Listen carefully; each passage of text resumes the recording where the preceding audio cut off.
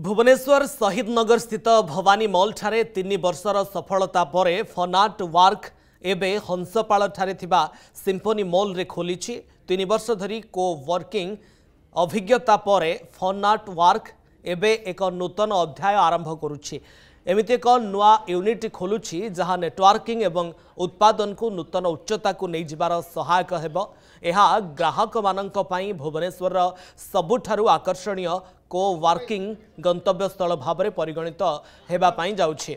एहार रूपरेख और कार्यक्षमता को ध्यान में रखी नुआ यूनिट संवेदनशील भाव में भितरे सौंदर्य एवं वृत्तिगतता को मिसाइछि।